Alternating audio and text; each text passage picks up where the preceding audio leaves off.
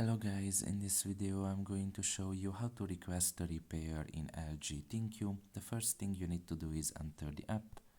Once you are done with that and you are in the home page, you can just look in the bottom of your right corner and press on the menu there. Now you can just press on support in the top of the screen and press on request a repair. And after that you can just select the product category here, the product type. In this case it's not possible for some reason, and the model number. I guess you have to select first the purchase or installation date and also the serial number in order to select those.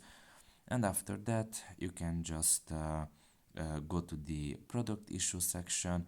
There you can describe what was the issue with the product, and finally the contact information. You just write down everything there, and after that the request will be sent, and eventually somebody will be sent basically from the LG service to repair it.